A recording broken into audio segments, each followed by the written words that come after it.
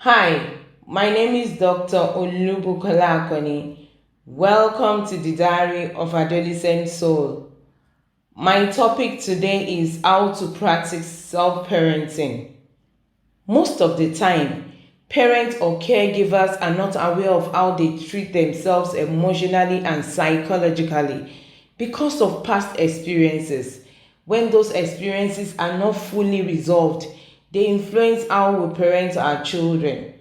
As a result, strong emotional reactions, lack of impulse control, intolerance, distortion of thoughts and perceptions are more likely to trigger parents. This state of mind make it tough to remain flexible and can impact our relationship with our children. For instance, intolerance can create a mental blind spot in which we unknowingly neglect our children's feelings and behaviors.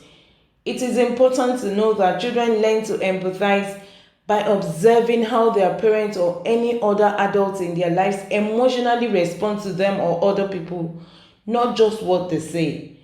Negative and positive experiences directly shape the structure and function of the brain, which make our mind to define us. The negative ones can deter us from being intentional or making thoughtful choices on how to parent our children because we are reacting based on the experiences in our past. Also, our communication with children include both verbal and non-verbal messages. The non-verbal, which is where we communicate our feelings, carry a larger percentage of the messages. It is shown in the tone and intensity of our voices, facial expression, eye contact, body language, and the time of response. When we communicate effectively, our children and adolescents feel connected and grounded. Most of the non-verbal are unconscious and we need to pay close attention to them. They usually come from those experiences. Let's see a bit of the brain during communication. The right side of the brain, which is the right hemisphere, send and receive non-verbal messages. The left hemisphere of the brain specializes in sending and receiving verbal messages.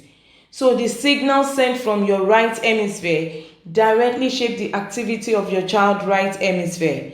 The same is true for the left hemisphere. Words from your left hemisphere activate your child's left hemisphere. Communication may be confusing if your verbal and non-verbal messages are not in line with each other. Communication must align. It must be congruent to make sense. Hear this. For your children to connect and understand you, it takes more than words. So it is not okay to repeat the patterns of unhealthy past. It can impair the quality of life you need and your connection with your children. Self-parenting helps us to improve our sense of well-being and to reflect on how we want to parent our children and adolescents. It is important to practice self-parenting. It's also about accepting responsibility and developing a positive relationship with yourself. Self-parenting is how you develop inner care to help the negative experiences and the wounded child inside of you heal and grow through nurturing yourself and regulating your thoughts, feelings, and behaviors. It helps us to unlearn what we have that we don't need and to learn what we need to be the better parent our children and adolescent needs.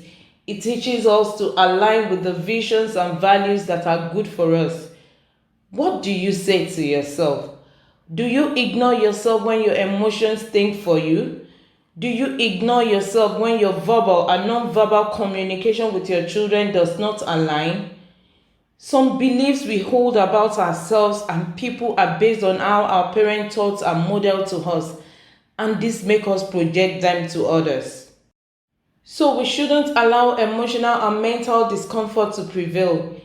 Even if we are not taught how to develop distress tolerance for mental and emotional well-being, we can self-parent to remain stable enough to parent our children and adolescents intentionally.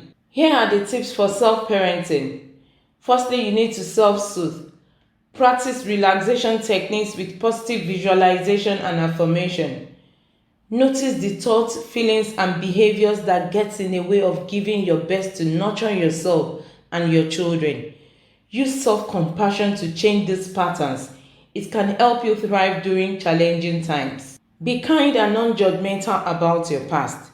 Take a deep breath and nurture your inner child. The vulnerable part of you is your inner child. Practice gratitude and self-empathy. Be encouraging, kind, forgiving, and understanding of yourself.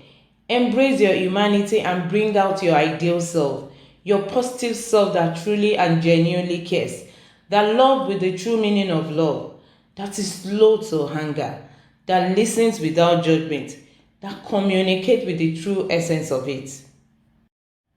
As parents and caregivers, we must not miss the opportunity to be intentional and become better parents. Parents that are not aware of their intense emotional reactions and behaviors create insecure attachment style with their children and adolescents. Without self-reflection, our unresolved past may continue to impact our daily lives and the way we parent our children. To conclude, I would like you to ponder on these questions. Why did I do what I did? How do I feel whenever I react this way? Does my behavior pull my child or adolescent closer to me or push him far from me? Will my actions lead my child to change positively? What do I need to do now to make it right? Change the impact and reparent. Self-parenting gives happiness, clarity, productive and intentional living. Till I come your way again next time, remember to be intentional. Parenting is a hard work. God bless you.